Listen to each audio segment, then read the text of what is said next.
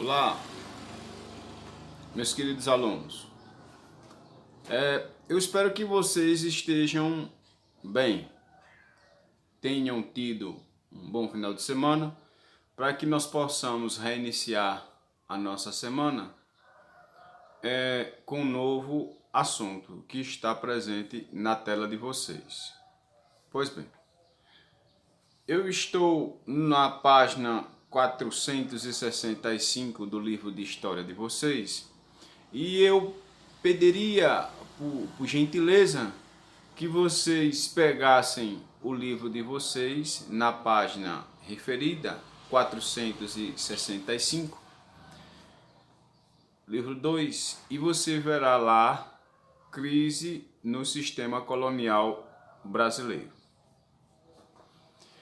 É claro que a minha pretensão em falar da crise do sistema colonial brasileiro é, em primeiro momento, dar sequência ao nosso conteúdo, porque nós falamos sobre o processo de independência das colônias espanholas e destacamos algumas especificamente, e hoje nós adentraremos dentro do processo de independência do Brasil. Só que com mais detalhamento. Evidentemente, por falarmos do Brasil, nós temos que entender com mais detalhe como se deu esta questão. Embora não seja tão distante do que ocorreu nas colônias espanholas. E quando eu me refiro não seja tão distante, é para que você entenda que de alguma forma elas têm uma correlação. E além do mais, o sistema colonial brasileiro, o Brasil, a título de informação, foi uma das últimas nações a adotar um sistema um tanto mais que liberal. E é por isso que nós veremos as condições em que isso se deu. Pois bem, quando nós falamos crise no sistema colonial brasileiro, obviamente nós já temos um certo entendimento de que o Brasil era colônia de Portugal e isto fazia com que este devesse, de certa forma, obediência a Portugal. E quando eu me refiro a obediência, eu me refiro a atrelamento às políticas administrativas portuguesas. O que é que eu quero que você entenda? Eu quero que você entenda que o Brasil não poderia ficar alheio às transformações ocorridas mundo afora. Neste sentido, eu peço a atenção de Vossas Excelências para que vocês entendam este processo. Então, vamos lá, não me abandone. Eu preciso que você preste atenção em mim. Nós estudamos em outro momento um movimento chamado o Iluminismo. Ah, professor, eu lembro do Iluminismo. Nós estudamos, né? Mas eu não posso ter esquecido, mas esqueci, professor, o que seria iluminismo. Aí eu vou só lhe trazer o conceito de iluminismo. Movimento filosófico-cultural ocorrido na Europa a partir do século XVIII, que tinha como característica a razão pura sobre todos os aspectos da vida, social, filosófica, cultural, ou seja, era uma filosofia pragmática, era um movimento pragmático, onde prevalecia-se a matematização, a humanização das instituições e assim sucessivamente. O fato é que esse movimento vai disseminar a partir dos valores pregados por ele, revoluções em todo o globo. Entre elas, a Revolução Norte-Americana, que nós também já vimos, a Revolução Francesa, o processo de emancipação das nações latino-americanas, E, inclusive, o Brasil vai ser também impulsionado a partir das ideias iluministas. Então, dentro dessa perspectiva, evidentemente que como o iluminismo era uma filosofia, é óbvio, que o Brasil não iria ficar alheio a isto tudo. Pois bem. Aí você me acompanha aí no seu livro, veja só. Assim como ocorreu nas colônias espanholas, o processo de independência no Brasil teve influência dos princípios difundidos pelo iluminismo.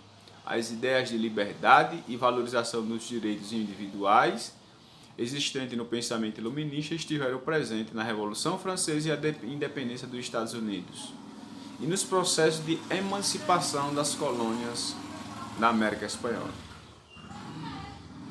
É fato, cara. É fato que você tem que entender que essa forma de pensar, e nós entendemos o iluminismo como um movimento burguês, era quase que certo que este movimento iria chegar aos quatro cantos do mundo, assim como chegou. No Brasil, durante os séculos 17 e 18, ocorreram conflitos internos, em que o ideário, as ideias iluministas estavam presentes principalmente aqueles que envolviam as elites agrárias e mercantis brasileiras, em oposição ao pacto colonial português. Esses fatores favoreceram o que costumavam chamar de crise do sistema colonial. Aí você diz, o que é o pacto colonial português? O pacto colonial, na verdade, nada mais é do que exclusivismo português com relação à colônia. Quem é a colônia? Brasil. Ou seja, esse bendito pacto colonial aprisionava o Brasil a Portugal. E é óbvio que, assim como a elite crioula nas colônias espanholas, a elite luso-brasileira não iria ficar satisfeita, já que o mundo passava por transformações. E é dentro dessa perspectiva, meus queridos alunos, que o Brasil, de certa forma, dentro dessa perspectiva iluminista, o Brasil, de certa forma, vai procurar construir uma infraestrutura digna do que o movimento pregava. Até 1763, Salvador havia sediado o centro administrativo do Brasil e, a partir desta data, o Rio de Janeiro ganhou o título de capital da colônia. Ou seja, Salvador até 1763 era a capital do Brasil. A partir de então, o Rio de Janeiro ganha o status de capital do Brasil. E para isso, como você vê aí na fotografia que está na sua tela e está no seu livro, constrói uma infraestrutura, busca construir uma infraestrutura, já que a população teria aumentado e precisava-se de estruturas relacionadas às demandas sociais naquele tempo. O abastecimento de água ganhou atenção, o arqueduto apresentado na imagem, estrutura utilizada para o transporte de água. Abasteceu a cidade até meados do século XIX, quando em 1865 os arcos se formaram em viaduto para bondes. Ou seja, somente na metade do século XIX é que vai ser redirecionado a estrutura que outrora era utilizada para transportar água. E ele passa agora a ser, então, uma estrutura voltada para os meios de transporte na cidade do Rio de Janeiro. Então, o fato é que, dentro dessa perspectiva, o movimento iluminista propõe uma reformulação de tudo aquilo que ele entendia que era arcaico e antigo. Ou seja, é claro que quando eu falo em iluminismo, eu estou falando em uma nova maneira de pensar, em uma nova maneira, principalmente, de gerenciar, de ver a economia. E é claro que esse modelo de economia proposto pelo iluminismo funda-se no liberalismo. O que é o liberalismo? Laissez-faire, ou seja, Adam Smith puro, a mão invisível do Estado é quem movimenta a economia.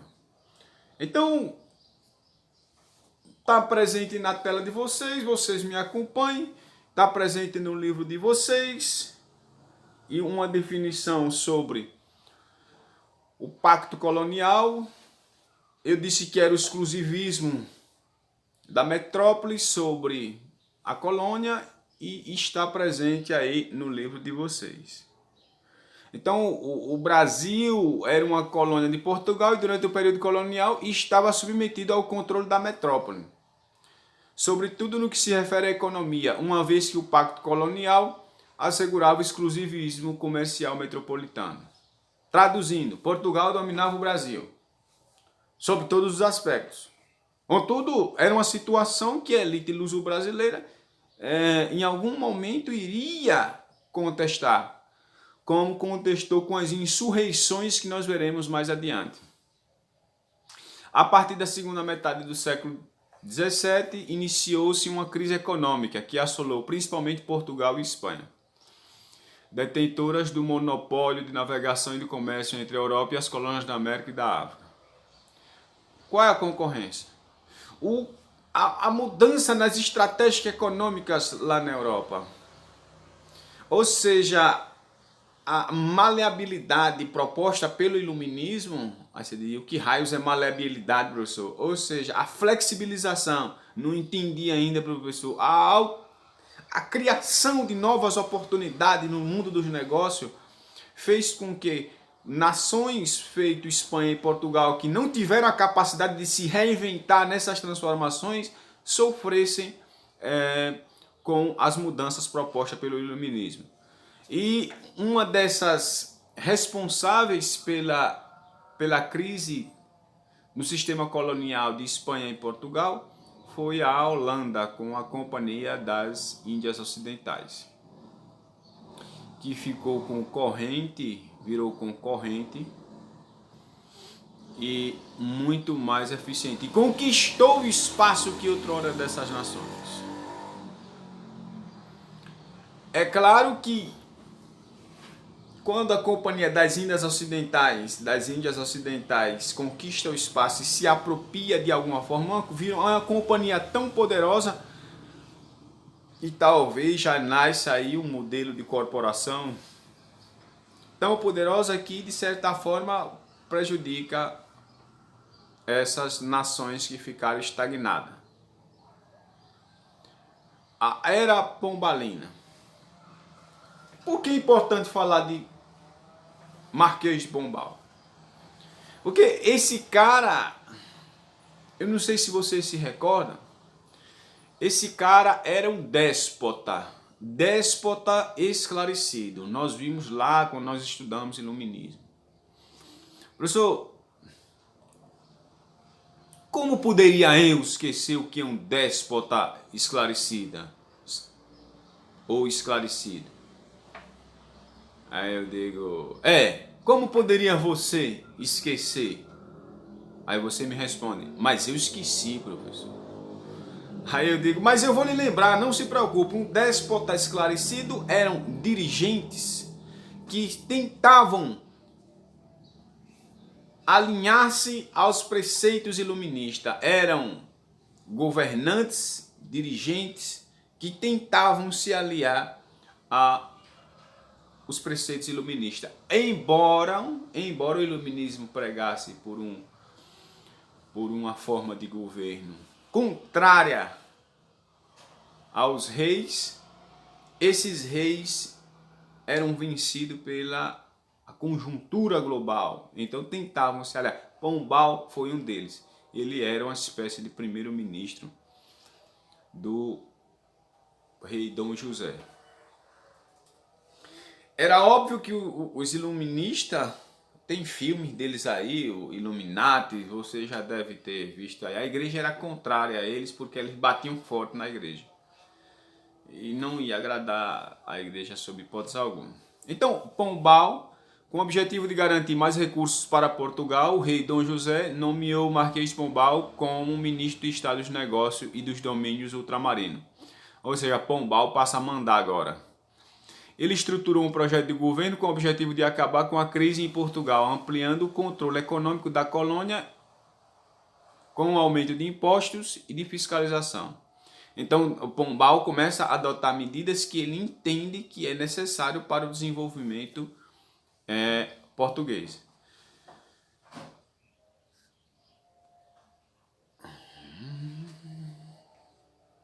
Durante o século XVIII, a mineração, nós já vimos em algum momento que o Brasil foi dividido por ciclos econômicos. O ciclo do pau-brasil, o ciclo da cana-de-açúcar e o ciclo da mineração e posteriormente o ciclo do café. Cada ciclo desse predomina essas atividades econômicas e uma conjuntura. Durante o século XVIII, a mineração se tornou a maior fonte de exploração econômica portuguesa no Brasil. Pombal instituiu a cobrança de 100 arrobas anuais de ouro aos exploradores brasileiros. Para modernizar a capacidade de arrecadação, Pombal institui impostos. Houve a criação de companhias que monopolizavam o comércio e a navegação da colônia. Por fim, a transferência da capital brasileira para Salvador, ou a capital de Salvador para o Rio de Janeiro, garantindo o controle das regiões mineradoras. Então, a mudança de Salvador para o Rio de Janeiro, porque Rio de Janeiro ficava mais perto de Pombal, de Minas Gerais. E, portanto, ficava muito mais fácil você administrar de mais perto. Então, aí no livro de vocês está uma fotografia, duas fotografias que retratam a movimentação dos portos em Portugal na era pombalina, ou seja, Pombal, na verdade, botou para gerar com relação à economia portuguesa. O fato é que Pombal instituiu alguns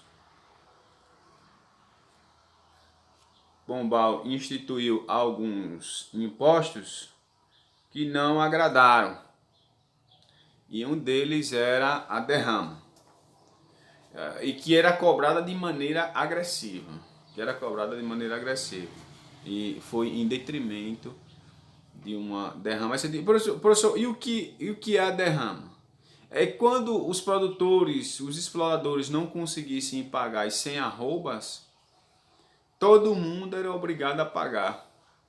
Mas então era ruim, né? Inclusive foi numa dessas derramas aí que teria ocorrido a Inconfidência Mineira.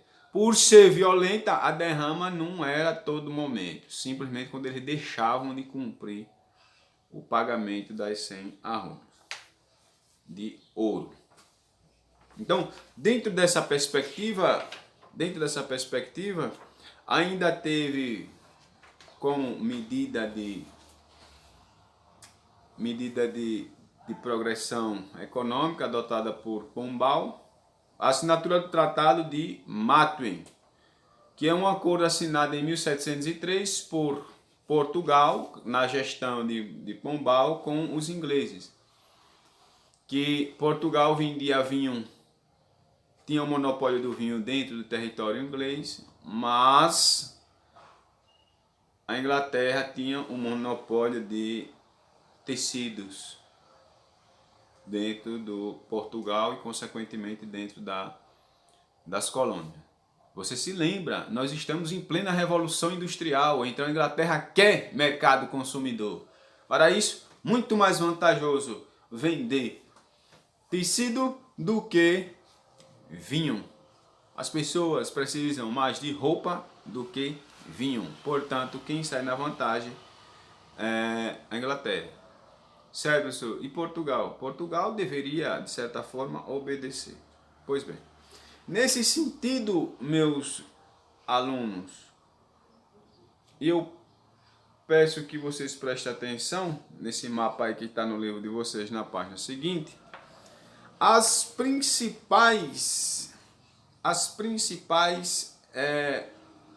Os principais produtos coloniais no século XVIII no Brasil. Aí você dá uma olhadinha no mapa e vê que existe o predomínio de apenas 5 atividades econômicas, hegemonicamente em determinadas áreas e outras mais em processo de disseminação, ok? Então, pessoal, eu não quero me alongar muito porque nós temos conteúdo mais adiante e foi isso. Hoje basicamente foi isso a nossa aula. Eu espero que você tenha gostado. Deixe seu like e até a próxima aula. Tchau, tchau.